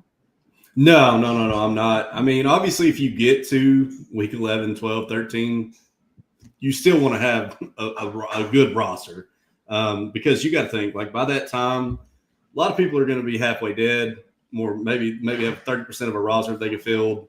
So no, I don't think you should be back stacking the bye weeks. I'm kind of like you. Like I just would rather make sure I don't probably take more than one bye week. Like I don't want to try to get more than maybe 2. I don't want to get more than like 2 14s, especially because if you do get to 14, you don't want to be 3 players down. You really don't want to get to any bye week and be 3 players down. So that's like you talked about earlier with mixing the bye weeks, keeping the bye weeks open. But yeah, staying away, I think, from the earlier bye weeks gives you a better chance to make it later on in the tournament. So that's more what I think that strategy is on. And it's not so much just like, hey, I want to make sure and get everything from week 9 beyond. No, I think you can still get 7s, 8s, mix them in. You're probably not going to lose a week just because of one player. I would say that, but I know that is a head-to-head format, so typically, yeah, you can. It's going to be tough, man. It's going to be tough, and the strategy is we're going to look back probably and say, oh, well, that didn't probably mean anything. Yeah, I generally like going for people who have a good baseline, like and especially in this format, I want to try to get one of the top probably 5 to 6 tight ends. Same thing, maybe top 9 quarterbacks. So a rushing quarterback to me in this format is a little bit more appealing as well because of that additional that they can get you. You want floor. Every single point matters in this contest. Every single one. And you want early season production. You want early floor. Ceiling is great, but you got to remember you're playing like a cash game here. You're not playing a tournament. You are essentially wanting to build out the best floor with good ceiling. I mean, that's really what you want. Yeah. Yeah, no, you're exactly right. It's all about just scoring those points, having a nice baseline week to week to week because you only got to beat one asshole. That's it. Just one every single week. One every week. It's just honestly, this one throughout the year is probably going to be the one I focus on the most when I'm looking like on a Sunday. Just to watch. Yeah, just to see it. Just because you're like, oh my God, like, okay, it's coming down to the last game. I know I can advance if this guy scores this. Like, yeah. It is basically, it is a weekly tournament, I mean, it's essentially every week you could be eliminated or, again, that's what makes it fun, and that's what makes it, again, if you've got the extra funds and you just want to draft something that has good strategy to it, like I would much rather draft this than Superflex. I would. To me, I would rather draft this over Superflex. Agreed. Yeah, and it's just the formatting. So we are up again. McConkey, Rice. I don't mind taking Chase Brown to have 2 there. I also don't mind taking Allen or McBride. Unless you want one of these, unless you want McConkey or Higgins. Let's just take Josh Allen. I mean, let's go ahead and grab our elite quarterback. Get that out of the way. And the nice thing about Josh Allen is that when he's on his bye week, there's only 2 people on the bye week. So that really helps, right? Like, it does. Yeah. Like, I think, honestly, I felt like we already got Saquon, so we don't really need Chase Brown. I think we're going to be able to get one of these nice wide receivers here with the next pick. Or, we can go Chase Brown if we want to. I don't think we absolutely need to. Again, you got 4 really good wide receivers here that are going to be on the field week 1 and should be putting up really good numbers week 1. So who's your favorite out of these guys? For me, it's Higgins. You can tell by my exposure. But. I'm a big Garrett Wilson guy, but I'm also I want to obviously I was high on Ladd. Rasheed, I'm still just kind of worried a little bit. So for me, it's either T or Garrett. Well, we're down to this Higgins or okay. I don't mind Higgins. I'm an LSU guy. Go Tigers. So let's do Higgins. Okay. The thing I was going to say for the nice thing for Wilson is that he probably sees more targets than T. Higgins. The problem I have with Wilson is that offense. The offense, and it's just quarterback. What's the scoring opportunities going to look like for him, right? Yeah. I feel it may take a few games for them to get on page too. So I totally get it. Like Joe Burrow's already got those 2 guys with Chase and Higgins on lock. The chemistry's there. They don't really have to build anything. Where Garrett Wilson and Justin Fields may have to mesh a little bit before they get moving into. Garrett Wilson could start slow. So I'm totally fine with that. In this, are you adjusting the way you draft quarterbacks at all? So let's say we have the opportunity to take Joe Burrow. Are you doing that because of what our weekly floor / ceiling will be with those 2 guys? Or are you still of the mindset of now that we have Josh Allen, we don't need another one until, later into the draft? If it makes sense, right? I'm not going to take him if I've got like a really good, nice floor guy there that is helping my team advance more in a rate that I feel like, obviously in a 1 quarterback league, which this still is, it's still the same principles. Like you don't want to essentially cannibalize your team by knowing that you've got 2 good quarterbacks. So like I said, if it makes sense, if it falls to me, if we get him late, yeah, I don't mind it. But at the same time, I'm not going to take him at 50 and be like, okay, just to have Joe Burrow and T. Higgins. No, I'm not going to do that. Yeah, I always, especially for this format, I always go kind of back and forth in my mind of do I want that and know all right, I got 2 guys that are probably every week gonna give me a nice baseline of 20-something points, right? Or do I just really solely rely on Josh Allen to do that for me, and then take a guy like Justin Herbert or Caleb Williams and hope that pans out a little bit better? I don't know. I keep going back and forth on it. Well, and then you think okay, if you get to week 3 or week 4. And Josh Allen puts up really good numbers. Joe Burrow puts up really good numbers. But the other guy has Burrow too, but he has Jamar Chase, and you have, and then that was the deciding factor on why you lost, and now you're eliminated. You know what I mean? I get that's a big what if hypothetical game, but that's also the way I see it too. It's you're taking a lot of draft capital with those 2 quarterbacks, where you could have taken another wide receiver that could help you be the one that wins that week over having both Josh Allen and Burrow. So yeah, it's a double-edged sword. I feel like, you know what I mean? Have you thought about taking any teams where you kind of go a little heavy on the bye week, 5, 6, 7 guys, and then make sure you're covering them? For example, let's say you take Bijan, and then maybe down the line you're taking, you took Bijan, and then you came back and got Chase Brown, and then you waited a little bit, and then you got Ken Walker or RJ Harvey Hubbard at 14. Right, exactly. Something that you got a lot of guys playing that week by week 5 for Bijan. But then if you get Bijan through and some people don't, that kind of gives you a leg up. Have you thought about doing that shit? We're on the clock, sorry. So we are on the clock here. DJ Moore, Mixon, Sutton, Worthy, JMO, Ken Walker. I'm good with let's see. So I'm good with Mixon or Sutton. I'm good with either one. I think Sutton probably fits better with the 12. Yeah, what do we got? So we got Barkley at 9. Mixon. Yeah, you know what? I think we can wait here too. I'd rather take Sutton, knowing that we're up in 2, 3 more picks here. So right. I saw that too. So after I'll get your take on the early bye week kind of coverage teams, if you want to, Will, after we pick here. Who do you want Mixon if he's still there now? I know he's a bye week 6, but I think we can fill that in as we go down because and if we didn't have Saquon, I probably wouldn't even. Again, it's Mixon should have a very good floor week 1. And I still would say by week 6, he still should have a good floor. Barkley is going to be our main workhorse, so I'm not obviously worried too much about that. Also do kind of like J-Mo, though. I think we could go J-Mo at week 8. Do you feel like his floor, like does he have the floor that Worthy and DJ do? Or at least DJ, I should say? I would say he doesn't exactly – well, actually for Worthy, yes. DJ, maybe not, but I think his ceiling's higher than both of those guys. All right, fuck it. Let's do it. I haven't took a ton of teams where I've taken like more wide receivers than running backs through 6, 7, 8 rounds. So let's try it out. I don't mind it. And they're all in different buys. I do think this kind of still fits the same principle of like doing a hyperfrag. Like you're really you're expecting Saquon to be your guy. I know, but I still think there's still a lot of good running backs that are going to come up in probably the next pick. I think we'll still be able to get one. Yeah, I mean, we're going to be up in so what pick is that? That is pick 71. 71. So that's going to get us in like Pollard, maybe Pollard, Aaron Jones, Caleb Johnson, Pacheco. Judkins. But so like I feel like all those guys are going to be week 1 starters.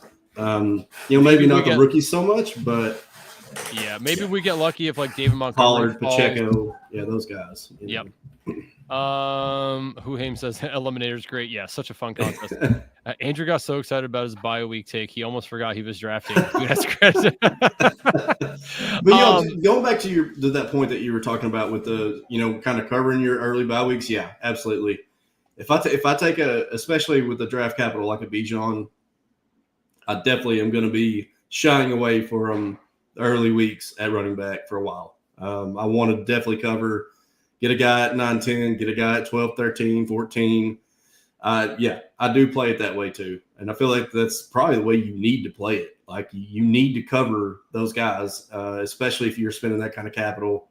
And I wouldn't mind doing it with 2 or 3 guys to right off the bat right after. Yeah, exactly. I want to make sure I get some of those teams in before the contest fills up at some point, just because I feel like that kind of gives you a little bit of a leg up because a lot of people are drafting, like we were saying, is steer a little clear of those guys. Don't take too many. I'd like to take a decent amount of them on a couple teams and then cover it and see if I can just get lucky enough to make it through and have a team that is probably going to be more unique. It's going to be very unique. Yeah. So getting those guys through on especially those early buys, getting them week 4 or week 5.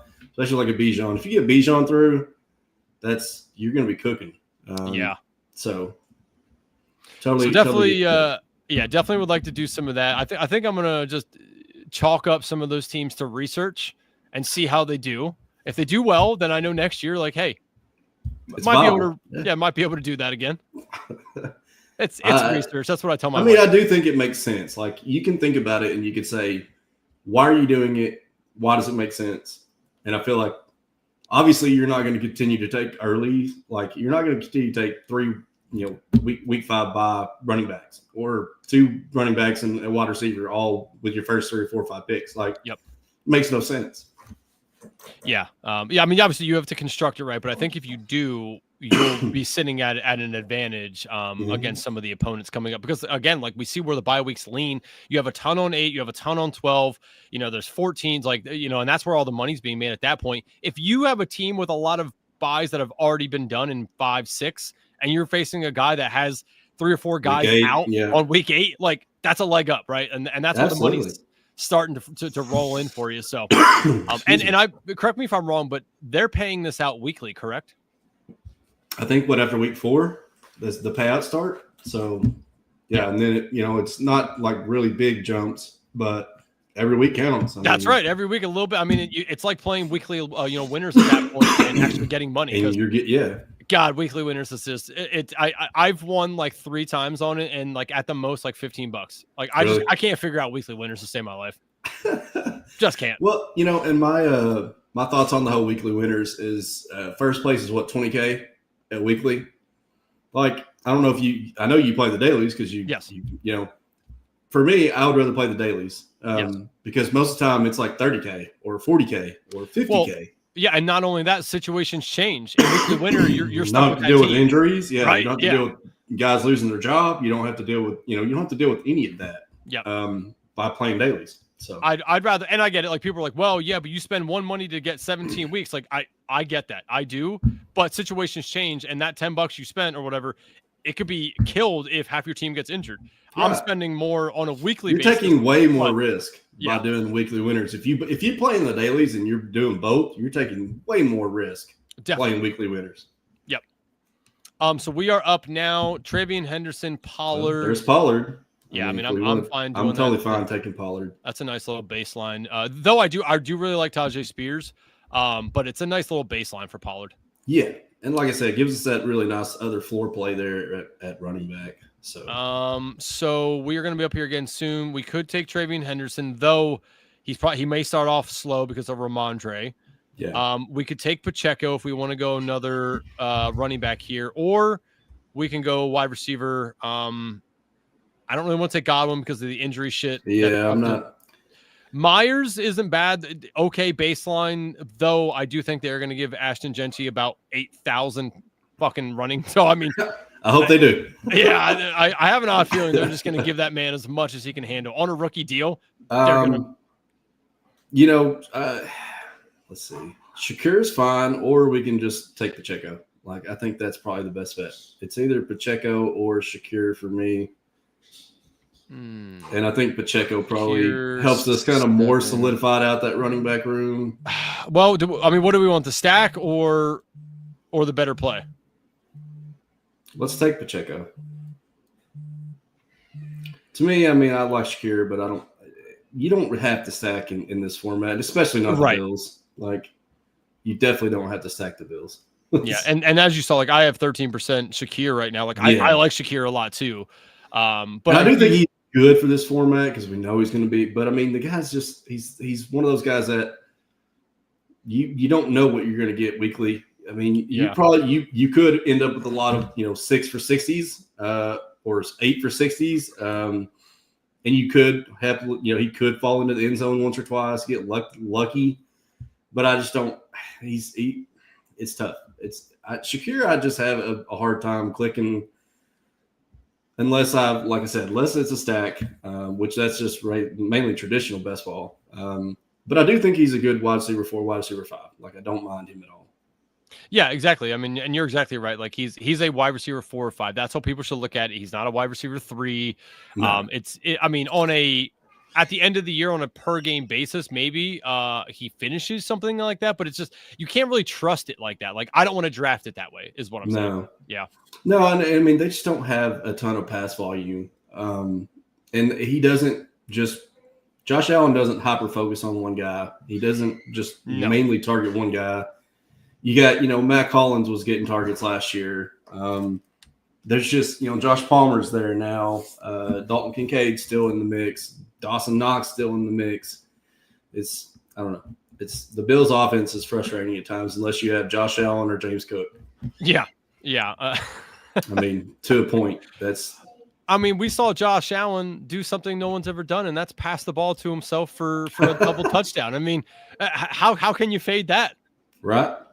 And that just makes it even sound even worse to be wanting to get his pass catchers. It's like he's over here throwing them to himself. Oh, my God. He said, I'll just do it all. I'll do it all. That was just incredible. I just remember, like, all of a sudden Twitter's like, so in my league, am I getting the double points? And people are like, no, you can't get the double. You can't do that. He didn't pass it. Like, well, he did. And Underdog scored it that way. So guess what? The home league scored it that way. Exactly. Yeah. Oh, that was so awesome. What a time. Oh, man. All right. So let's see. 9 picks. What's that taking us? 95. Again, Brandon Ayuk, another guy I do not want to take in this format. Yeah, I'm not touching him in Elam. I like Cup. I do like Cup. I think Cup's fine. I think Igbuka's fine. What about so just throwing this out here to you, there is Bo Nix is probably going to be here. We do have Sutton, and then obviously Evan Ingram is also there. They're all by week 12, so that pushes us pretty hard. If you want to take that route, we could do that. That's an option. I mean, I know we'd be pushing ourselves a little bit at wide receiver there too, but that's my biggest question is Shakir if he makes it back to us. I mean, obviously, if Shakir we're taking Shakir if he makes it back. There's no question about that. Yeah, just I mean, but that's not bad either to do and that. Jalapeno's son of a bitch. Jalapeno's watching the stream, I guarantee it. Jalapeno, come on, brother. Look, you could have just. It was a gift. It was a gift, and he ain't letting you took it away. I should have known better. He played best ball Grinch there. We're about to get the gift, and he just took it. I mean, I don't mind taking Knicks here. It's tough because you are kind of spending a decent amount of capital here where you probably need to be. Never mind. Knicks gone.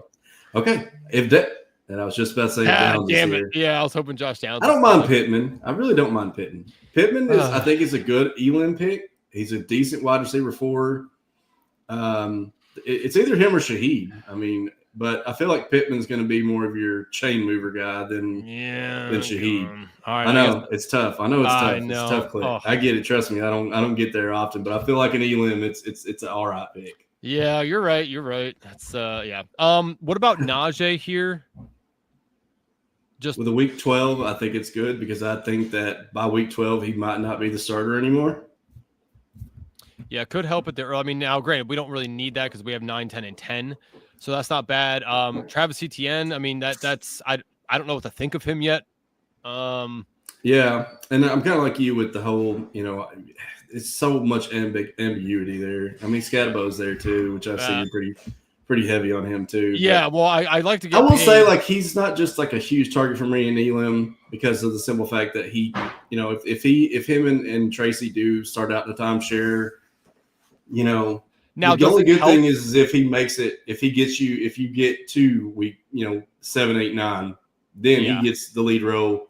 And he's somebody you need, Does it help that we have 9, 10, 10, where in your scenario that you're talking about, we probably get there, right? Like that's kind of what I was saying. Like it could fit the team. Yeah. Yeah. I mean, for me, it's either him or Najee Etienne. Maybe I'd rather make the bet on Scadabo over Harris, to be honest.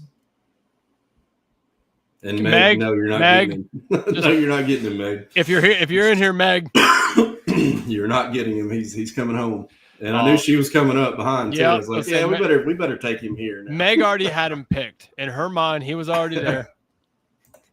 Meg, just think of it as us helping you lower that exposure, like people have helped me lower my exposure on Zach Ertz. Yeah. I mean, you gotta take the positive, the silver linings. Silver lining there. It's a nice cat of cute. Yeah, he was cute. Yeah. I trust me, I figured that was a good catch on our end because I have taken Najee in this format quite often because I do think that he can help you in like the earlier weeks. Yes. So I don't really, but I've always taken him like kind of like that, like running back 4, running back 5, where I won't exactly need him late.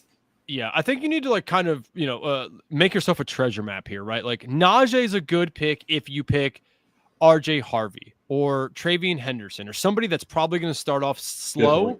Good and Najee's there with it, right? That's a good pairing. Yep. Najee with our running backs doesn't really help because you're right. Like at the end of the year, Najee's probably not the guy. Marion Hampton's now the guy. And then what's Najee doing for us at the end of the year other than maybe scoring a touchdown every now and again, right? Like tough. If that, yeah. I mean, if that too. It's like he could just be a total paperweight by week 10, Yeah. He's only on a 1-year deal, so. Yeah, and I think people need to know that, right? Like what you're drafting, you need to adjust your treasure map, right? Like I always call it my treasure map because obviously that's going to lead you to the gold, right? So I always look at it as like my treasure map, like, all right, like I got these people, like I don't need to get this guy because he doesn't fit. Or I got rookies. Let me get a couple of veteran guys in here that I know are probably going to start the year and then maybe taper off to cover that. Like to me, that's the best way to kind of look at some of those guys that you're not sure. Yeah, I mean, you got to tell the story, right? If the story doesn't make sense, then where are you going with the story?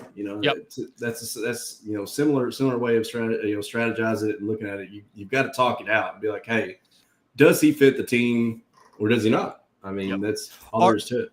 Are you also okay with having more just take best player takes in Elim because of the way that it's being scored? And it's not BBM is you want the stacks, right? 17, it matters because you want to have the stacks, blah, blah, blah. In this, I don't really think you need to do that because you don't need stacks. it's week to week to week. If you get a good stack, that's great. But if you beat your opponent by 1 or beat him by 80, you still beat him, right? Like, right. And if that stack happens to be a total dud, you've just crushed two of your spots, where if it's just a wide receiver and not your quarterback still have a really good week and win you the week, or in that wide receiver doesn't even matter. Correct. So I do default to the take best player, but again, it's like bye weeks matter, and it's obviously got to at least fit the team somewhat. The reason I'm asking too is because of just getting quarterbacks that I think are have a decent baseline, like Herbert, and not caring if you stack it. Like, so we can either take Coleman or Bateman, or do you want to take Herbert? He's like one of the last guys I like truly like. I would just take Herbert. Okay. The other one that's into consideration for me is T-Law, just because of the rushing, but Herbert I was at too. So who do you like better? It's Herbert. Okay. I'm not a T-Law guy. I think he's buns. You Okay. All right. Even with the underrated rushing upside of T-Law. He has if you notice, he did a lot last season, and I think it was because he got injured. Yeah, I'll say he did, and then he pulled the old Tua where he's like, unconscious and hand up in the air a little bit. So, and I think that's going to play a lot into his rushing this year. I don't think he's going to run a lot. All right. So we got 4 wide receivers, 4 running backs, no tight ends. We could do Bateman, Spears, Bateman, Kirk. I think Bateman's interesting. I think Njoku is a really good tight end for this one. I think those are the 2 that probably my favorite. Dealer's choice. Who do you want? Njoku. All right, let's do it. Good baseline. Hopefully, he should be fine, especially at the beginning of the year. Yeah, and I'm hoping Flacco starts. I mean, yeah, I'm hoping Flacco starts, and Njoku's going to be a top target, 1-2 target.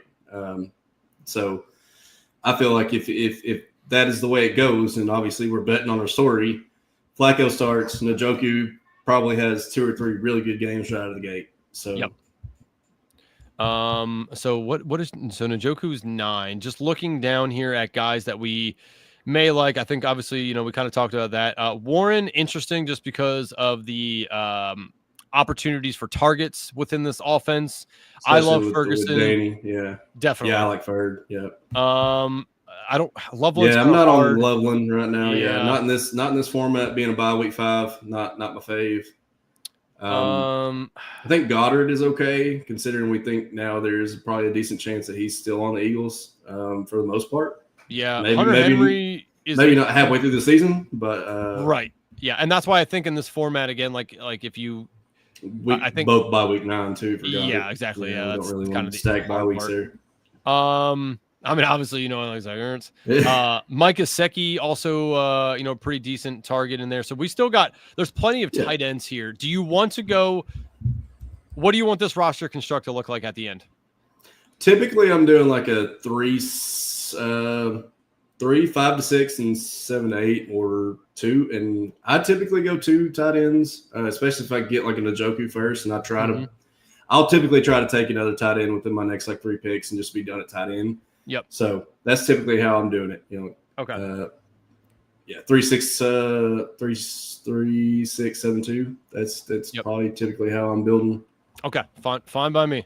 Yeah, because again, like if you're missing out on tight end points, but your quarterbacks and running backs and stuff are getting you enough points, it's not going to matter anyway. So then obviously tight end is generally your lowest point total position anyway. So yes, it is. Yep. And a lot of people don't understand that. Like they want to fight tooth and nail that and this is just in traditional too. Like they want to take a round 18 tight end over a round 18 wide receiver. And I'm like, just go look at the numbers. And there was somebody who came on I think it was Mike Sanda on my timeline, or maybe it was somebody else. Sorry if I said that it wasn't you, but yeah, showed that like 74% of the last year's round 18 wide receivers outscored the tight ends. And it's like, do you need anything more than that? Like the numbers are there. I don't care to take a tight end is one that I'm only taking if I've like literally done a 0 tight end build. I don't have to have three tight ends. Yep. It's funny. I just noticed this guy's username here. He's trying to get streamers canceled with that name. I was like, oh, look at this guy, and I almost said him like, no. Yeah, I'm not gonna say. No, look at that guy. What a dick. Whoopsie. Jesus. All right, let's see what your boy Jalapeno's working with here. Lamar, God, that's one thing that drives me nuts about Underdog. So we have, and then it moves and then moves you off. Lamar, Caleb, JJ. That's a nice baseline right there. Bucky, B Rob, Tyrone. Okay, all right, gonna need some help there. JJ, DJ Moore, Jerry Judy, Khalil, Bateman, Kittle. I like his squad. He's got a good squad. It outside of the second and third running back, like his squad's pretty nice. So I do like that. All right, so we are up now. Got your boy Bryce Young. Different bye week if we want to take that route. We could take. Oh God, wide receiver is disgusting right now. I don't mind taking Bryce here and just being done at quarterback. Yeah, I'm totally fine with that. Let's do it. I mean, I like that 7, 12, and 14. Yep. All different buys. I don't know how you feel about Xavier Legette. I like Xavier Legette. Maybe it's just because I think he's hilarious. But that would squirrel for Christmas. That would, dude. Like the dude is so funny. I can't watch him and not laugh when he talks. Dude I was watching the Kentucky Derby and they showed him and oh man, it was hilarious. He is awesome. So we're 4 running backs, 4 wide receivers. Legette's there if we want to pair that. I'm trying to think of like guys who have baselines. Like nobody here really has like a great baseline. No, I was thinking Dobbs has a pretty good baseline. I mean, he's gonna be on the field regardless. Is he? Yeah. Do we know that? I mean, if you want, I would say Tillman, even though we've already got Njoku, Tillman's going to be on there too. But I'm fine with Legette. He pairs up. We know he's going to be on the field early. If he does happen to lose his job to Jalen Coker, it'll be okay. I won't say anything. I don't know. I can't. I don't know. I can't see that. I like Coker, but Coker had a really good stretch down the stretch last year when Legette was dealing with injuries off and on and. Yeah, but that's when Coker came, right? Like when they were all healthy, he wasn't the guy. Like that's what I keep coming back to. Yeah. And that's what I'm saying. I think it's just going to be a big toss-up between those two, to be honest. Yeah. This is, see, again, just working out beautifully. 10, 12, 8, 11, 14 on the buys there. Yep. Now we do have 2 on 10s here. But I mean, that's again, fine. If we make it there, then we're cooking already. Yeah. And we've got Saquon coming back the next week, so. We still got plenty of guys here who aren't on bye week 10 that I like personally. So, I mean, I don't mind taking Algier. I don't mind taking Roshan, Jalen Wright, Rico Dowdle. I mean, plenty of guys. Yeah. I mean, obviously, I think we probably, if we're needing a running back, we're probably going to take Roshan there, obviously, because we think that he could probably be the goal line back, which is pretty valuable, and especially in this format. Yes. So. Damn it, Roshan, do it for me this year. I've been hanging on the entire time. I remember us exchanging exposures last year on Roshan because we were both pretty heavy on him. And, he was probably like my Rico Dowdle this year. Like, he was my guy last year and Jalen Wright this year too. But, yeah, I read that. And I don't know if there's a lot more value in the late round tight ends than wide receivers. Like FK Coolers, value how? Like value to the position or value for total points? Because I think that that's a different conversation. Like to the position, like your tight ends you can draft late. There's just a ton of ceiling plays at tight end. Like if you're saying value, like they're going to score me 6 fantasy points, I'm not looking for that. You know FK Coolers, think about it this way. For the question is, what in round 18 for your flex are you better off taking a wide receiver or a tight end there for that flex spot? Because I feel like there you want the spike weeks of a wide receiver as opposed to a tight end.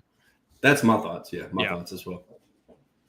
But that's really what I was meaning, by saying that. Yeah, but I mean, for position, like definitely, like your tight ends can give you more points for tight end position late than your wide receivers will probably give you for wide receiver points late. But the upside on the wide receivers are just so much more. He says Zach Ertz was a pretty good. That's fair. That's fair. I know Juwan Johnson, had again. I get that. I was trying to think of where Zach Ertz was going last year. Was he going round 18? I honestly don't remember. But I don't know if he was going around 18 for all the drafting. Williams, I don't know where you're at on Zach Ertz right now, but 27.8. I got to be somewhat leading the pack. I know, like Juwan Johnson hit the winning BBM, I think last year and maybe like 2 years prior, as like a pretty much around 18. Like I say, I'm not saying they're not there. I'm not saying that at all. But the numbers show that wide receivers typically spike more than tight ends. Just because I'm looking at this guy also has 4 running backs. Let's take a running back before we take a wide receiver here. Do you want Wright or Dowdle, Allen? Which one of those guys do you like? I'm gonna say Wright because he doesn't match our bye weeks. Oh, man, I know, but yeah. And honestly, I kind of like Dowdle better, but I understand what you're saying about that. I'm fine. I'm fine with either. To be honest, I mean, both of these are my guys. You know what? So that's fine. Let's gamble because I mean, figure both these guys. That doesn't bother me. All these guys are, you know what I mean? Like that's. I'm looking at it as we still have our top 3 guys when these 2 guys are on bye. That's a good point too. Yeah. And that'd been the same way with Wright too. But again, Wright's more of a traditional best ball, spike week. Hoping if he does happen to. Like you said, if A-Chain goes down, it's probably going to be some type of a split. So yep. All right. So wide receiver wise, where do you want to go here? Jack Besh, Kyle Williams, Demario Douglas. Do we take another tight end here and just call that? Who's the tight ends? Kyle Pitts, Brenton Strange, Zach Ertz, Mike Gesicki, Freiermuth. I like Strange. I think he's fair here. I think you could also go with Pop Douglas if you want as a wide receiver. Those are probably my 2, either Strange or Pop. All right, I'd rather let's just take Strange. I like that. That's fine. The wide receivers in New England scare me. Trust me, man. I'm not, but I do think that he's easily the slot start to start the year. And I feel like that could be a valuable spot in that offense, considering it's going to be highly run heavy. And I do feel like he could be one of the more targeted, players right out of the gate, knowing that Stephon Diggs, don't really know how he's going to come out the first few weeks.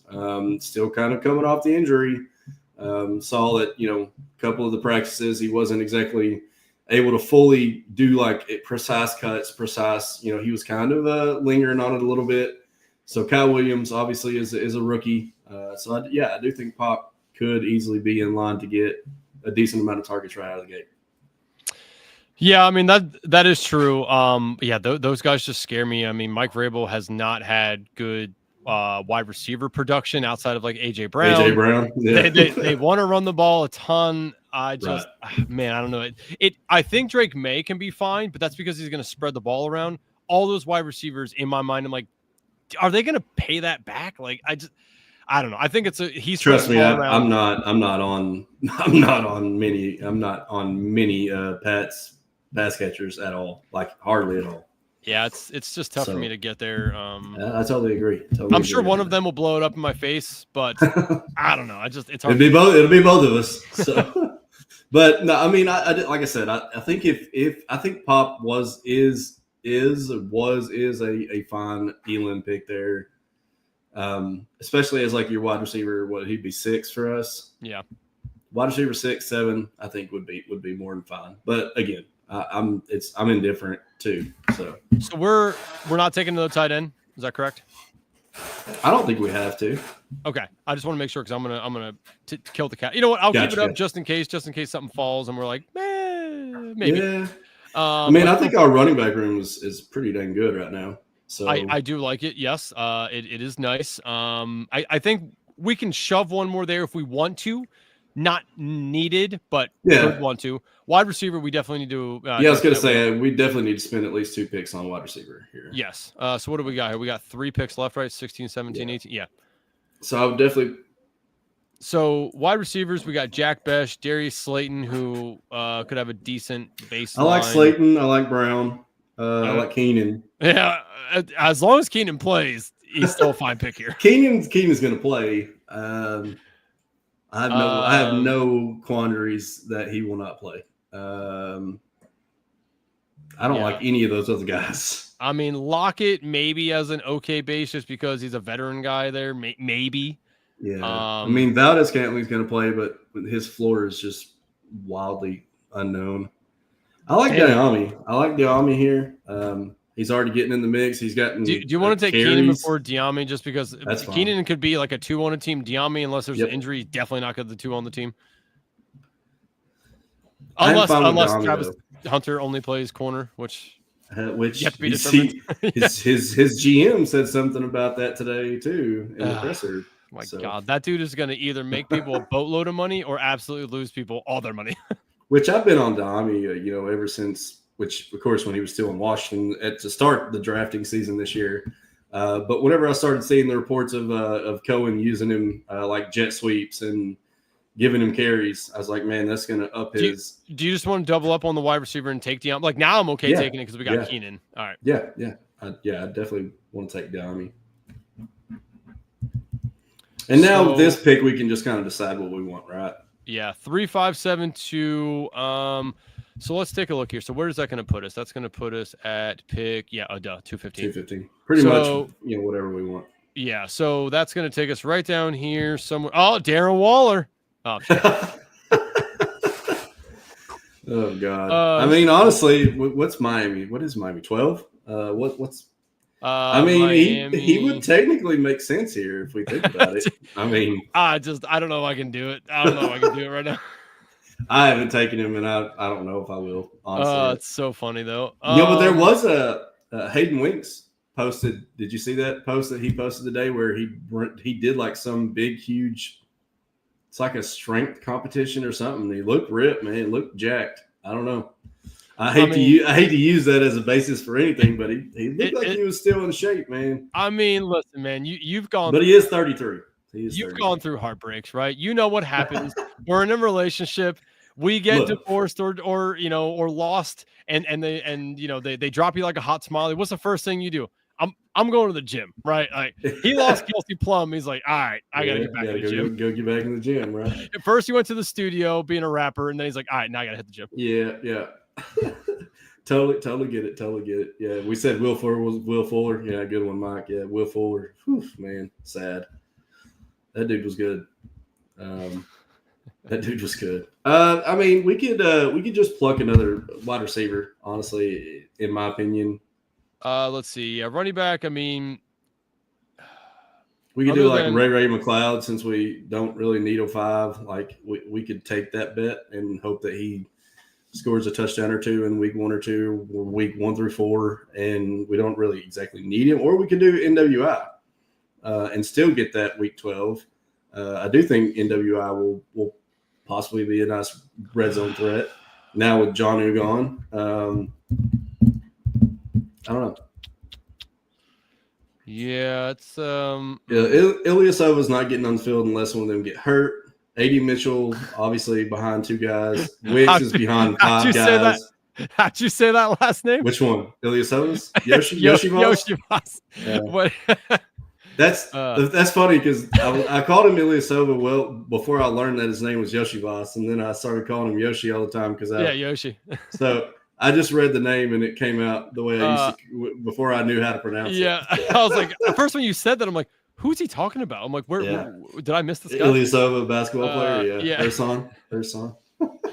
Happens to the best of us. So no consideration for Jalen Noel. I mean, I know he's a rookie. Obviously, we wouldn't utilize him for some time. I feel like he's behind Kirk. I feel like he's behind Christian Kirk. He probably is. I was just looking at like early bye week, so when these guys are there, maybe he takes that leap ahead of them. Right.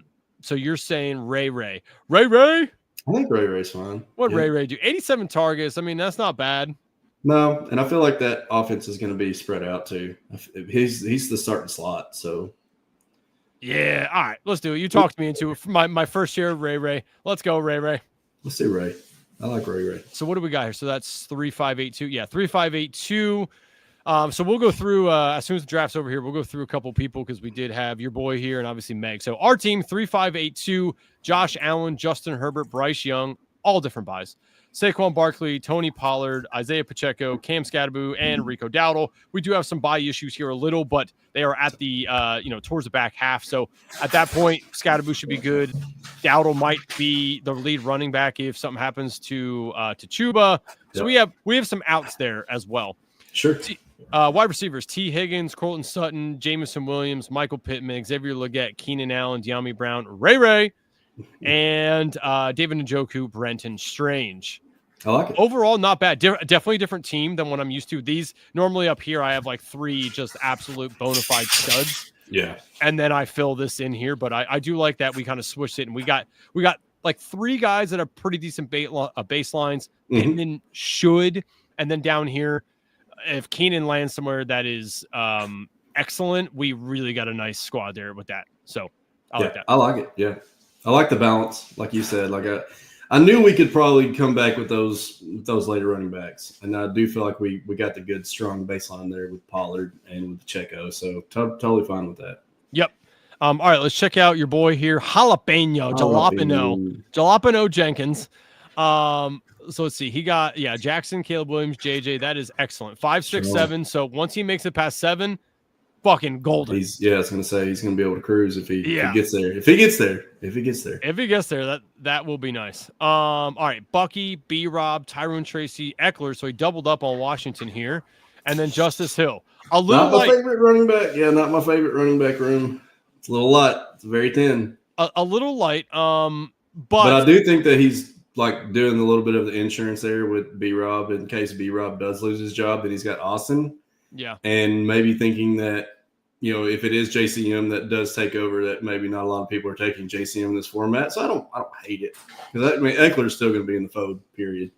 Yeah, and like where he took Hill, I'd be interested. So 187, like was Taj Brooks in them there? Just I don't know. I bet you Taj Brooks probably didn't even get drafted. 187, so he took him there. Who went after? Lloyd, Hunt, Braylon Allen, Giddens, Ford. Like there's a couple guys there. I probably would have filled that in. Monogamy. Where the hell did oh my God, I don't even think he went. Taj Brooks. I don't think I was gonna say I bet he probably didn't get drafted here. There's probably a couple of guys I would have rather had over Justice Hill, just because I mean, if Derrick Henry goes down, maybe Keaton Mitchell is still there too. Which that is a big reason, because I was taking a lot of Justice Hill whenever like the big board opened, and then got Keaton Mitchell got the good reports, and I'm like, well, shit. He's like, he does a lot of things better than Justice Hill. So, but Justice Hill, I don't think is just going to lose his job either. So, yeah. All right. So wide receivers, this is where he will make up for it. JJ, DJ Moore, Jerry Jeudy, Khalil Shakir, bastard taking him from us. Rashad Bateman. That was a nice drop in value. Got him at 91 from 77. Man, that'd been nice for us. We lived in the pipe dream there. Damn you, just flooded our pipe. Rashad Bateman, Pop Douglas, Tay Felton, Jalen Naylor. See, look, this is what I'm talking about. That with the double up in the Minnesota there, but one guy he tripled up. He tripled up because he has. Took JJ too. So he's really in on Minnesota there. That is that's either going to really work out or be really bad. Or might be a lead to a death in 1 week. Yeah. So. And then George Kittle is likely. Don't mind that at all. I like those tight ends. I really do. Like George Kittle's probably my favorite tight end for Elam. Just for the simple fact that Ayuk's not going to be back till probably week 6 or 7. Both Juwan Jennings and Ricky Pearsall are dealing with injuries already. Like it could just be the Kittle show as far as passing goes. Yeah. Kittle's somebody I like a whole lot this year, especially again in Eliminator. Yeah, I really love him in this format. Yeah. So you want to talk about a nice floor? I think George Kittle got that. Yeah. But yeah, I mean overall not a bad team. Gonna need a little help here. Took some shots. He took a little help here, but yeah, definitely. All right, let's check out Meg's team. Okay. Right here, Meg, she went 3-6-6-3. Drake May, Tua, Aaron Rodgers, all different buys. Christian McCaffrey, Breece Hall, Jordan Mason, Najee, Ray Davis, Brashard Smith. Not bad right there. Drake London, Devontae Adams, Xavier Worthy, Jalen Waddle, Ricky Pearsall, Jalen Tolbert. She got a nice baseline here in wide receivers. I mean, that is very nice. I like that a lot. Hunter Henry, Mike Gesicki, Pat Freiermuth. Also pretty good baseline. It's like she talks to Steve. She has built this. I think she's very solid. I mean, obviously, I'm not just a huge Rodgers guy. Tua, obviously, we know the concerns. Drake May, obviously, everybody's in on Drake May. I don't mind it. I think a lot of people are really, really expecting him to be really, really good this year, and he could be. But that is a very run heavy football team, and I'm just I don't know. Either way, I still think it's fine. I think her strengths are running back and wide receiver though. Yeah, definitely. Meg, well-built team. Great job there. Yep. I hope to not see you in a one-on-one matchup because we're both gonna make it out of this one. I hope so. I really hope so. It is nice going into these because like I got friends who are like, I don't want to draft BBM with you. Like 2 people make it out, but in this 6. So this is easier for if you want to have a friends draft. You're like, all right, we're all making it out. Let's do it. Yeah, and then we might not. Well, we won't have to. Will we have to face each other after that? I mean, at some point, we'll get if we both make it far enough. Random at that point, yeah. So it's gonna say if we get reseeded enough, and there is a chance. But yeah. Yep. Well, Sean, I appreciate you joining us. Those were 2 good teams. I'm gonna label those, and throughout the year, I'll send you keynotes on how the teams are doing. Hopefully we can have a nice sweat on the Elim team moving on to the into the later rounds because that would be really cool to be able to text you in the morning. But hey, man, all right, this is for $2,000 today. All right, let's pump the team up. Let's give them a pep talk. Right. Well, so tell the people again where they can follow you on Twitter and anything exciting you got coming up and what to expect from Sean Mitchell the rest of best ball season. Yeah, at smitchell17 on Twitter. Obviously, I am, like you said, I'm pretty active. I try to throw out my thoughts. I've been a little quiet lately. I feel like we're just in that drafting stage where there's not a lot of news that's been kind of pumped out.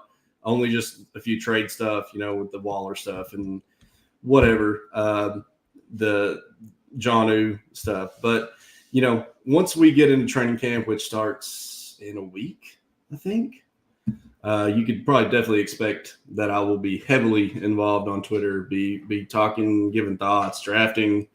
And, I do have my own YouTube channel, which I started right at the 1st of May. It is Extend the Drive Best Ball Live. You can look at it at youtube.com/XTDBBL, Extend the Drive Best Ball Live. So I do plan I just posted the link for everybody if you want to copy that. So that is to his YouTube page. Copy that. Go subscribe. I love your this one. What is this? Extend the Drive Best Ball Live. Sean Snow is prepared to battle. It's you and the Jon Snow thing. That is excellent. Yeah, that was just I think I put out a tweet and was just getting a ton of hate. And I was like, you know what? I'm just going to lean into this one. I had done the Jon Snow GIF to the post or whatever. And I was like, all right, this is how I'm just, facing everybody today. So I was like, you know what? Yeah, I'm just going to go ahead and lean into this one. It was a Sunday, and I was just doing it solo. So made that up real quick. Had some fun with it. But, I probably am going to – I've got a lot going on with the 4th. I do it every year. Have all the family come over to my house, do a big fish fry, do the fireworks with the kids. So probably won't be having any of my streams this week, but I do plan on getting back in the streets next week. Hopefully we'll have some good guests. Check it out. Please drop a like, drop a sub, and hopefully I'll see you guys there. Yeah, I was going to say, if you ever need any of us from the Fanspeak Network to hop on with you, you have been more than gracious with us. So all you got to do is say the word, and we will be there for you as well. So if you want us, you got us, Sean. Oh, definitely have to have you on, man. Got to have the TD King on soon. So, I mean, I've had Steve, I've had Meg, I've had Bruni. So I'm definitely making my way down there too. And definitely got to get you on as well. Hey, you know what they say? You save the best for last. So that's right. That's fine. That's right. We got to have that double sweat going on where we're both watching each other. We're watching the lineups that we built together. So I love it. That sounds good to me. I always love sweating out some cold horse cash bets. So appreciate you, Sean, jumping on. Thank you everybody for joining us on this nice long stream. Again, if you haven't already, like the video, smash the subscribe button, go visit Sean's channel, hit the subscribe button, hit the notification so you know when he goes live. And of course, buy the Best Ball subscription now. You're literally going to live in Meg and Steve's brain at all times for $34.99. That's pretty good. If you lived in Steve's and Meg's brain last year, you would have took that $34.99 and turned it into an absolute boatload of cash. So feel free to join today. The link is in below in the subscription. So appreciate every single one of you guys. We will see you all next week. Continue on our journey in hot best ball summer. Until next time, see you guys.